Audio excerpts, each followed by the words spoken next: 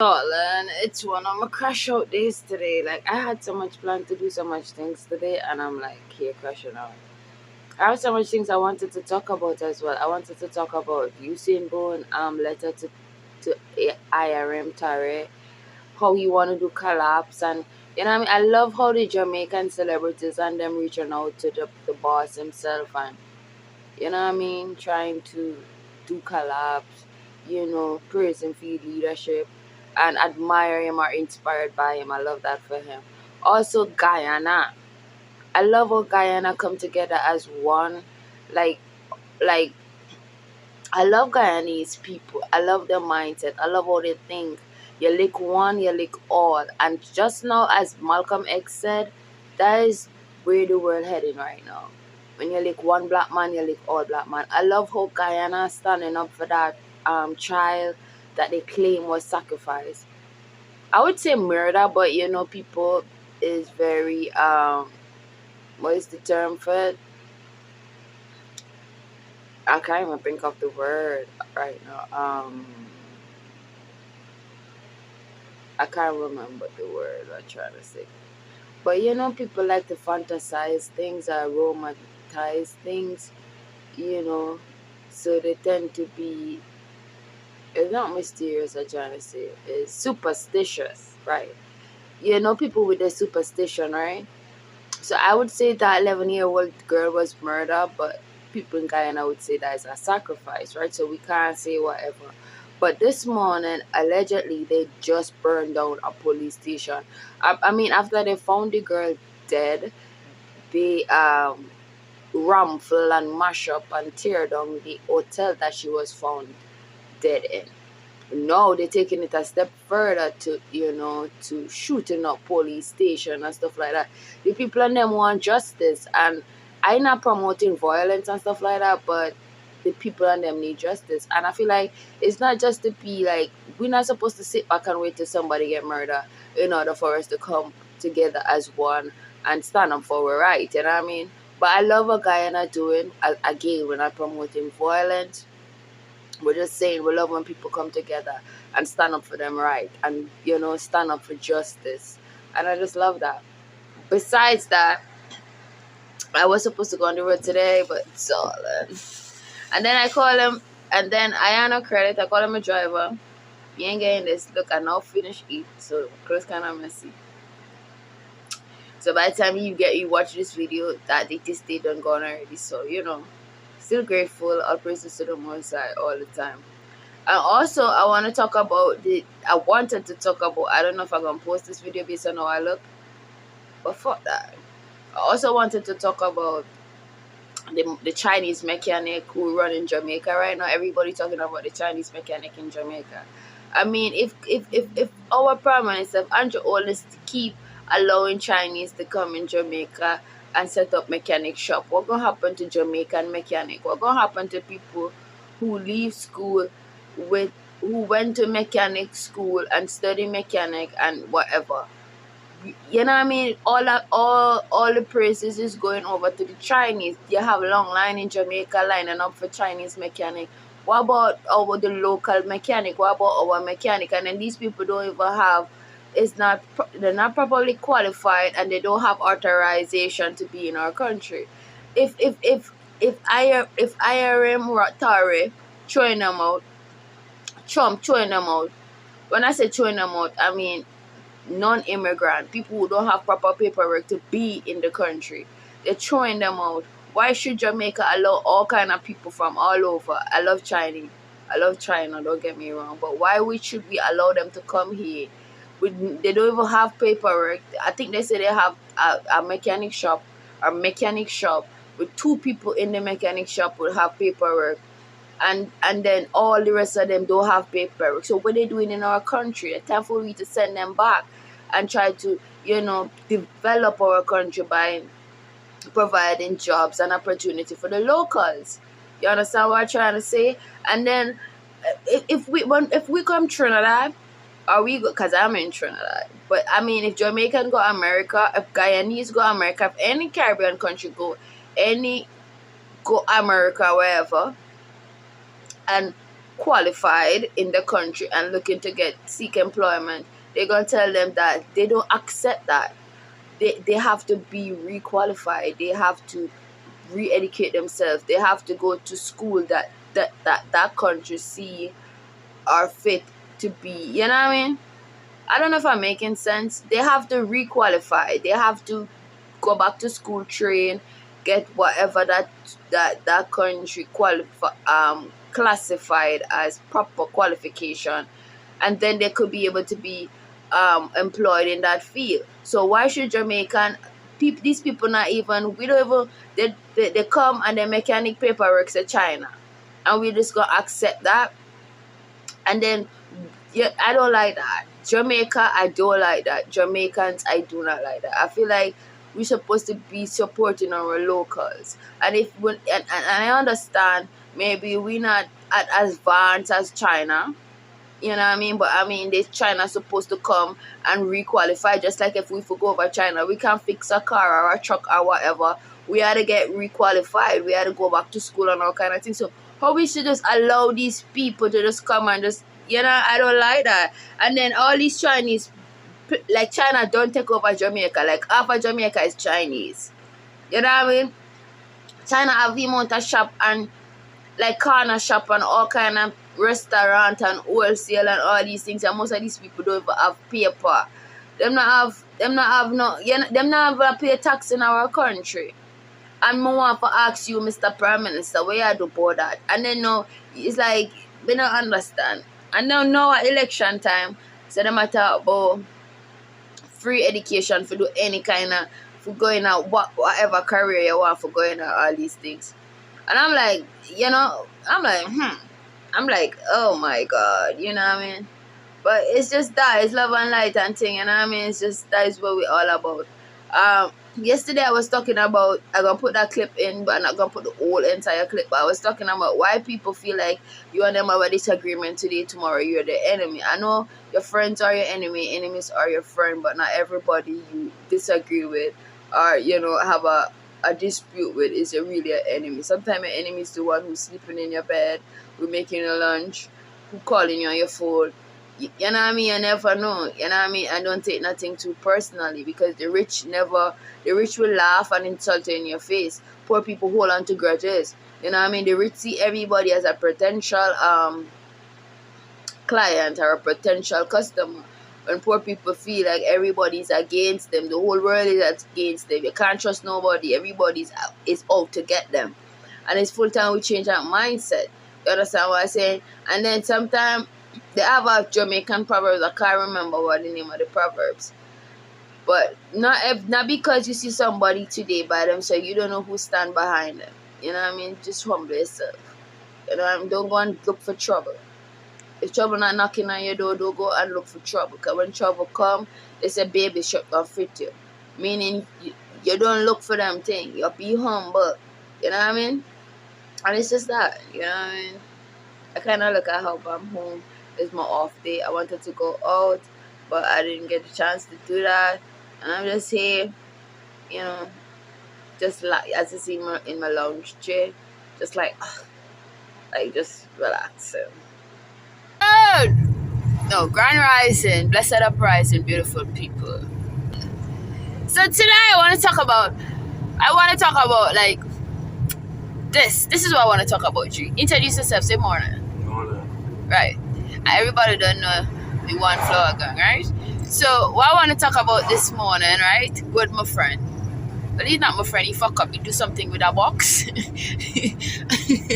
I thought it feelings. But I want to include him in this whole conversation, right? So what I want to talk about is this.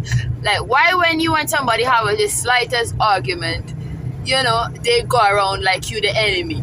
They're moving like a little child. Like, oh, you know what I mean? And I just feel like, no, let me even hear what you have to say. Why people so petty? Why people so, low?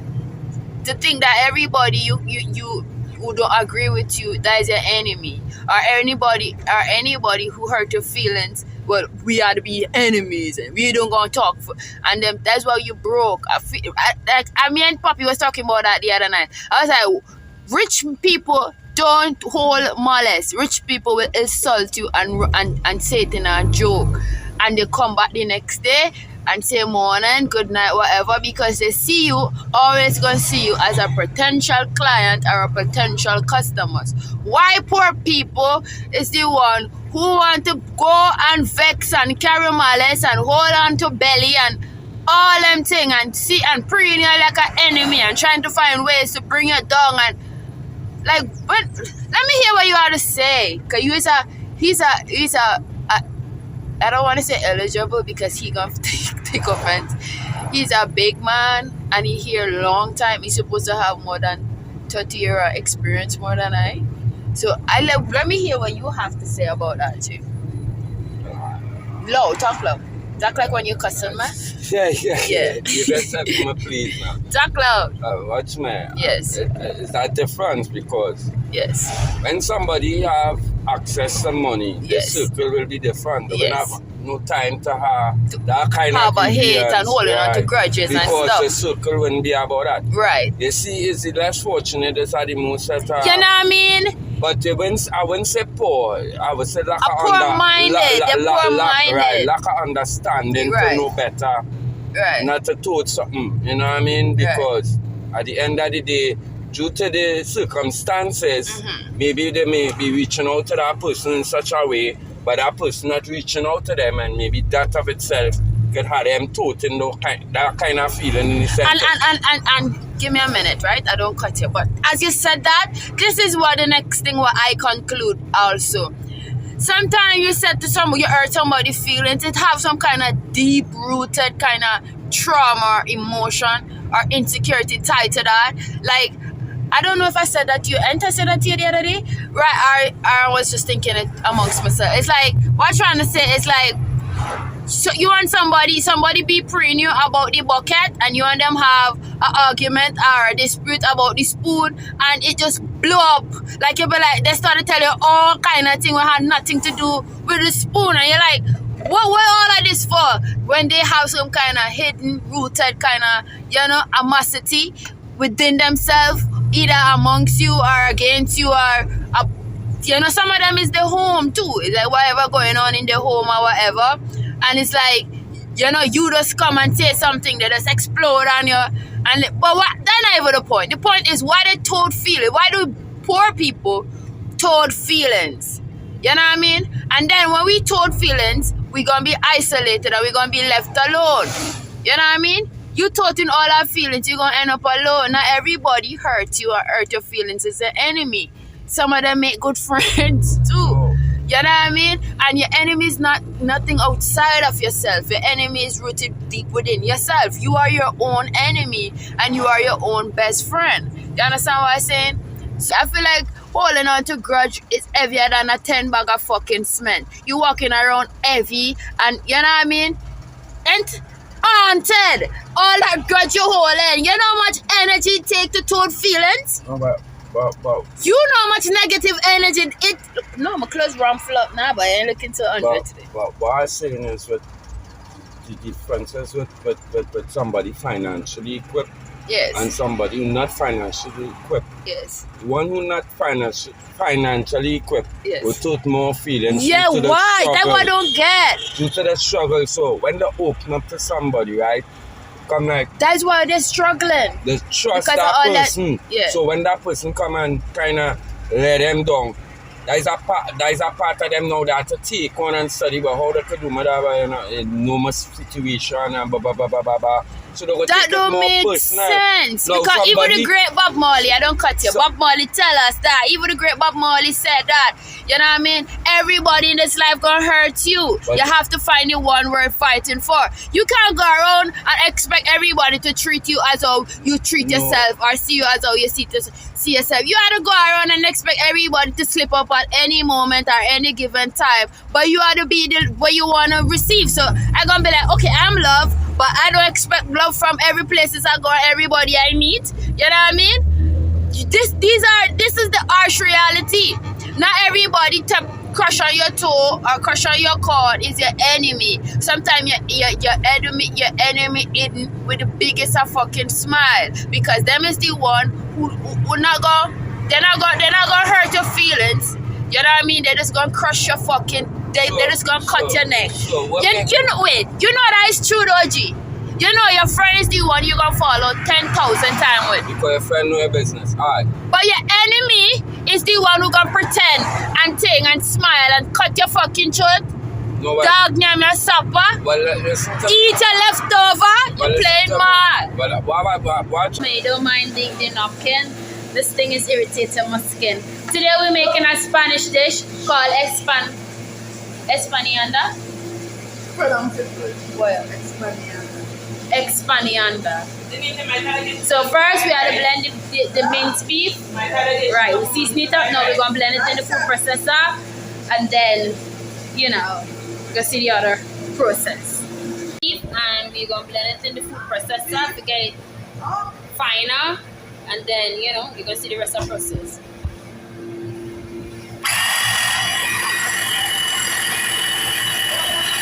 And this is the before, and this is the after. We have the espalanora, the Spanish dish.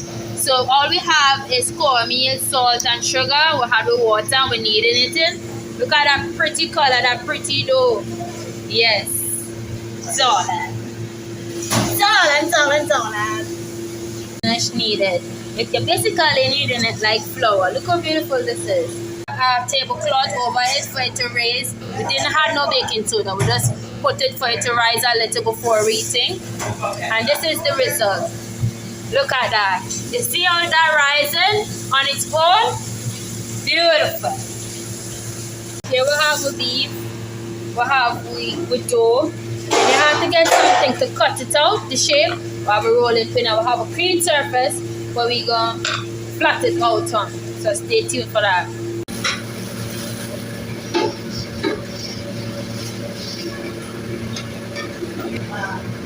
Like one of those but we have our next one and this one on my way. Where's that? Española. What? Española. Española?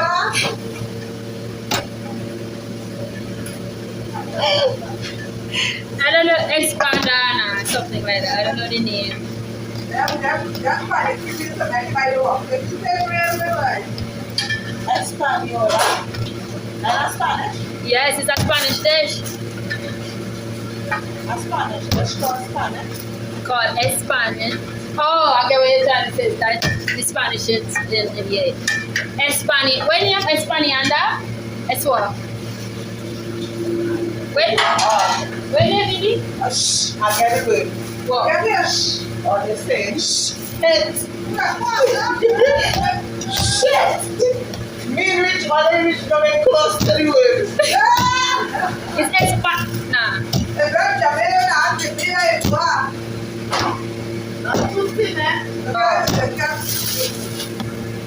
Like this? Yeah, you can make it. Go in that big. Not too thick. It's too thin out.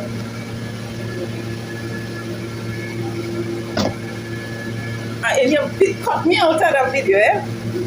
Let me stop. You do too thin, not too thick. So you have to average it to get the perfect, like this. Then you cut it out.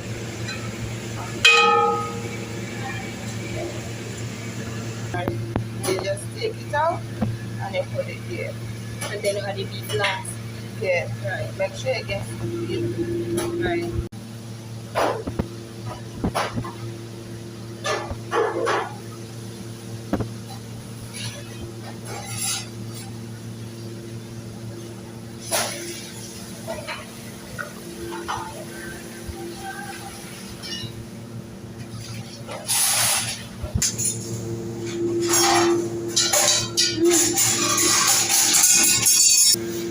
Yes, guys, so this is the shape. This is how it's supposed to look. This is all the shape we cut out. And now we're about to add the filling. So you get a little tip of water, you damp it before you had your filling because you want it to stick. Had to get your filling, put it in the middle, add a little bit more, then you fold, then you get Espanilona.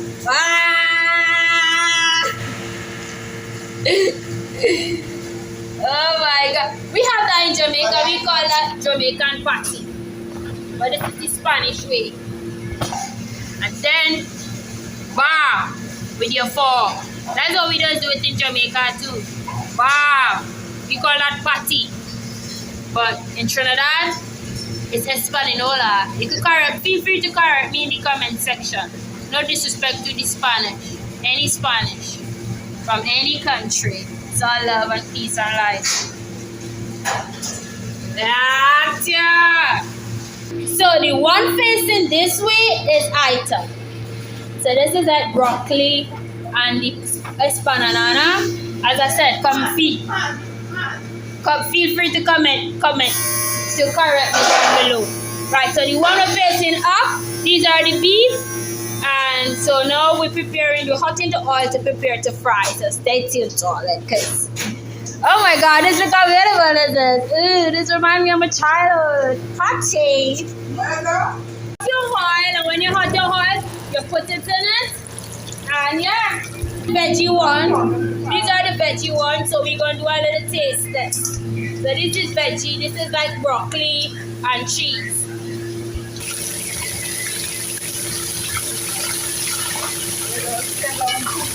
When it's finished, darling. Look how beautiful this is. Cheese! Ooh!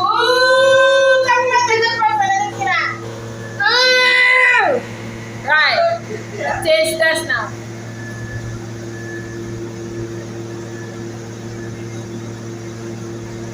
Nice! The beef tastes better. We're not eating animal there, man. Fire on! Alright, here we go. Yeah. So nice, it kind of reminds me of Jamaican patty. In Jamaica we have callaloo patty in it. It's very nice. Espaniola.